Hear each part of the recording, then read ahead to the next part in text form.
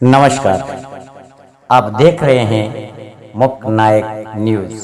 मैं हूं आपका दोस्त रामलाल यादव। शिक्षा ही समाज परिवर्तन का सबसे बड़ा हथियार है।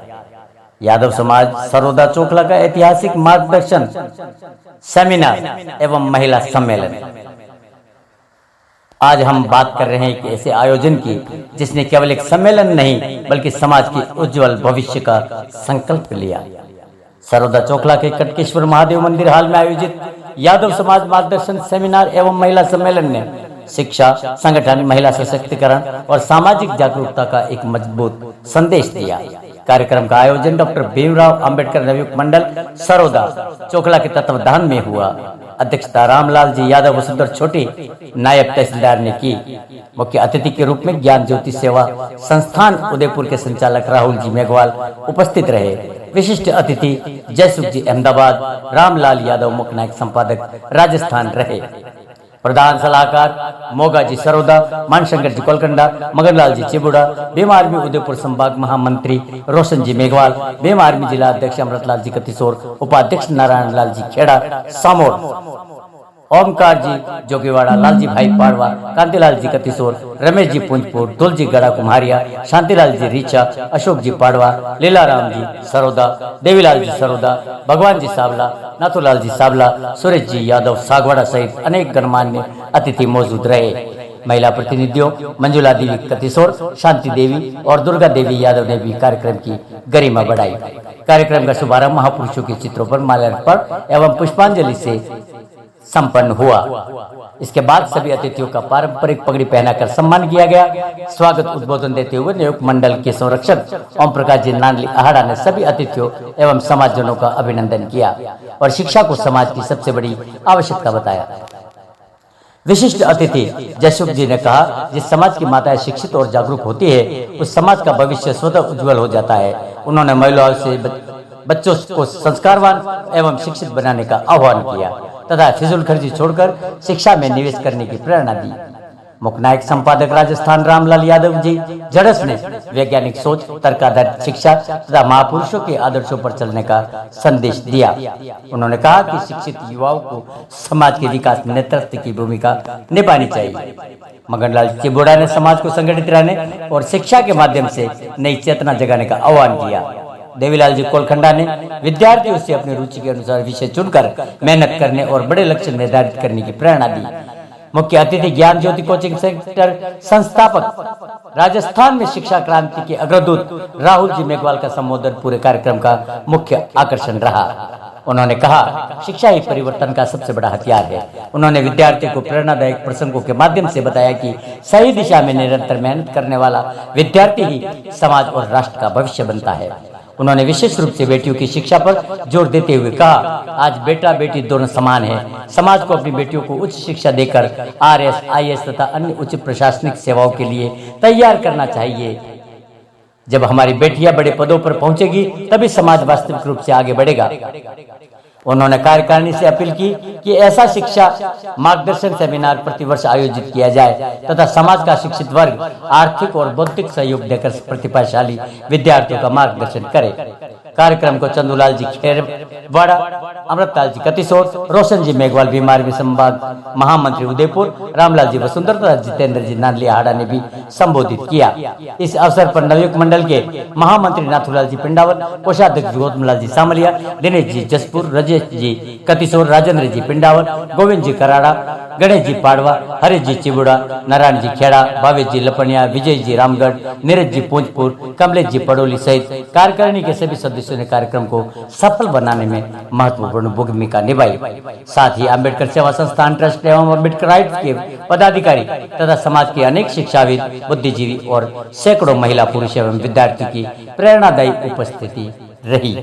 कार्यक्रम का संयुक्त संचालन दयालाल जी कराड़ा एवं ओम प्रकाश जी नानली आहाड़ा ने किया, जबकि नाथूलाल जी पिंडावल ने सभी अतिथियों एवं समाजजनों का आभार व्यक्त किया।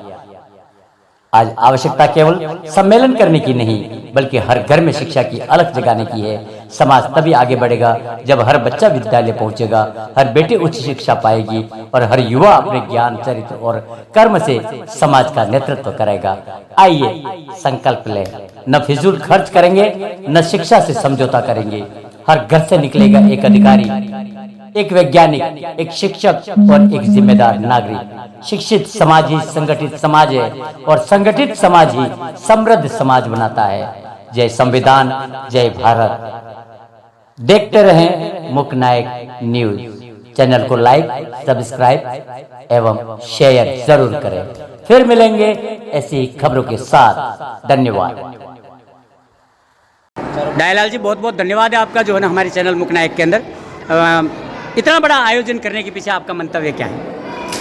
सबसे पहले तो मैं आपको धन्यवाद देना चाहूँगा कि आपने हमारे इस आयोजन का कवरेज किया। Thank you. इसके बारे में बताना चाहूँगा सर, हमारा उद्देश्य है समाज को शैक्षिक रूप से विकसित करना, आगे ले जाना और सामाजिक जो बुराइयाँ हैं, कुरीतियाँ, उनको दूर करना। ये हमारे नवयुग मंडल के द्वारा जो उनका उद्देश्य है, नवयुग मंडल बनाने का ही, जो आज से 20 साल पहले हमारे साथियों ने मिलकर इसका गठन किया था जी। लेकिन बीच में किन्हीं कारणों से उद्देश्य से भटक गया था जी। और मुझे समाज ने जिम्मेदारी दी है अध्यक्ष के रूप में। हालांकि मैं अध्यक्ष हूँ इस संगठन का, लेकिन मैं एक अपने आप को सामान्य कार्यकर्ता मानता हूँ जी। मैं अपने आप को प्रमुख न मानकर समाज में जो बच्चे विद्यालय शिक्षा में जो पढ़ रहे बच्चे 9वीं से 12वीं या पहले से 12वीं तक जी, बच्चा 8वीं तक तो पास होकर आ जाता है, लेकिन 9वीं से 12वीं तक बच्चा सही तरीके से शिक्षा ग्रहण नहीं कर पाता है। या 10वीं पास होने के बाद मुझे किस विषय में, किस क्षेत्र में जाना है, ये उस बच्चे को उसके माँ बाप या तो मजदूरी करने वाले हैं या बाहर कहीं कमाने जाते हैं। जी जी।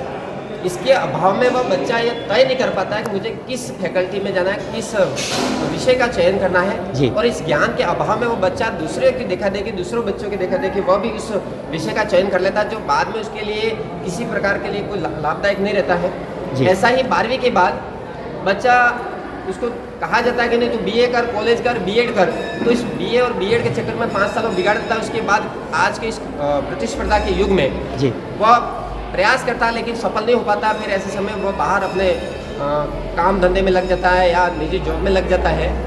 तो मैं उन बच्चों से भी कहना चाहता हूँ कि 12वीं के बाद यदि सबसे बड़ा विकल्प यदि आर्ट्स वाले हैं, साइंस वाले हैं, तो एसटीसी कर लें और साइंस में अगर अच्छा है तो वह नीट की तैयारी करें। मतलब इस आयोजन और आपकी व्यथा के पीछे, इस आयोजन के पीछे एक कारण मुझे ये समझ में आया कि बच्चों को सही मार्गदर्शन देना और असक्षम बच्चों को सक्षम करके मुख्य धारा के अंदर शिक्षा के क्षेत्र में लाना, यह है आपका उद्देश्य। मतलब बच्चों को जैसे कोई बच्चा जो है ना आगे नहीं पढ़ पाता है, तो क्या ऐसी कोई रणनीति है आपके समाज की तरफ से कि उस बच्चे को किसी तरह का जो है ना मदद करके और आगे जो है ना बढ़ाया जाए? बिल्कुल सर, हमारा अगला कदम है जी, हम प्रत्येक गांव, हमारे चोखले के प्रत्येक गांव में हम हमारे जो कर्मचारी या साथी हमारे जो नवयुग मंडल के, जी, उनसे मैंने यह निवेदन किया कि आप अपने गांव में ऐसे बच्चों को आप हमें सूचना पहुंचाइए जिनके या तो पिताजी नहीं है या माता पिता दोनों नहीं है, या हैं लेकिन उनकी आर्थिक स्थिति अच्छी नहीं है, जिसके कारण बच्चा शिक्षा ग्रहण नहीं कर पा रहा है या सही दिशा में आगे नहीं बढ़ रहा है। तो ऐसे बच्चों की सूचना हम संकलित करके एक बैठक आयोजन करेंगे। उन बच्चों के लिए प्रयास किया जाएगा कि उनको मूलभूत सुविधा दी जाए, सरकारी योजनाओं का लाभ उन्हें मिल रहा है। इसके अलावा बच्चे के अगर 9वीं से 12वीं पढ़ रहा है या आगे पढ़ रहा है तो उसको नोटबुक दी जाए, उसको ड्रेस दिया जाए, कलम दी जाए और जो अभाव है उनको जो जरूरत है उसकी पूर्ति की जाएगी। मतलब ये आपने प्रण लिया है, मतलब समाज को जागरूक करने का, यानी कि बाबा साहब के 3 मंत्र पे आप काम कर रहे हैं, शिक्षित बनो, संगठित रहो और संघर्ष करो। तो पहला कदम है शिक्षित करना, इसके बाद इनको संगठित करेंगे और इसके बाद मिलकर के संघर्ष करेंगे अपने अधिकार, मौलिक और संवैधानिक अधिकारों के लिए। बहुत बहुत धन्यवाद मुकनायक के अंदर आपके लिए।